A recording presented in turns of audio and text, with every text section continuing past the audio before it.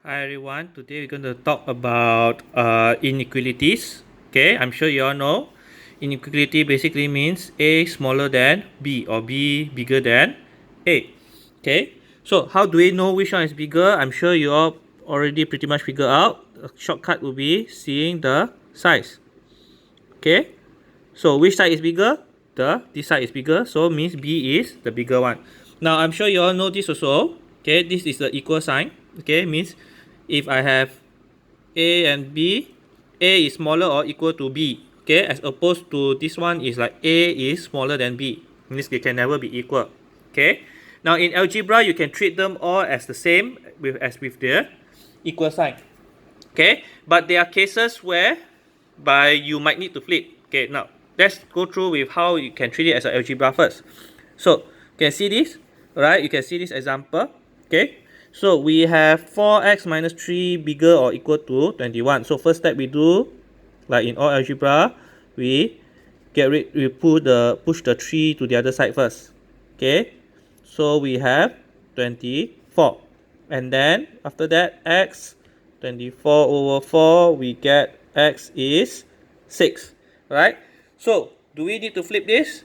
In this case, no. Okay, in this case, no. So how do we know whether we need to flip or not? Okay, come, let's go through the various things that no need to flip. Using that if A is smaller than B, okay, this is the base one. And then let's say if you want to change A plus C, is it still the same as B plus C? I mean, does it need to flip? No. Okay, so it maintains. What about A minus C, B minus C? Also, no need to flip. Now, let's say if C is positive, okay, C is a positive number, because now we're going to talk about multiples and division. AC and BC also no need to flip. A over C, B over C also no need to flip. So in what scenario where we will need to flip? If we have the C is negative and then we are also doing multiples. Okay, so if C is negative number, this one in this case, this one need to flip. Original is A, B, just so you know. Okay, and then what if it's A over C, B over C, also need to flip around. Okay, see from the original to this, the sign changes. Okay, now let me show you just a quick example. Okay, we have this one. So negative 5x, we have 11 minus 16, so negative 5x, negative 5. So in this case, if I bring the negative 5 over, what goes over is a negative number. This one will need to flip.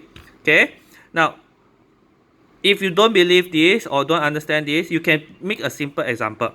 Okay, let's say I use let x equals to 2. Okay, so negative 5 to negative 5, so negative 10. 10 is obviously smaller than negative 5, right? Negative 10 is smaller than negative 5. But so then what when we put here, since x is 2, 2 and 1, which is bigger? This one. So you can notice it flips. Okay? Alright, thank you class.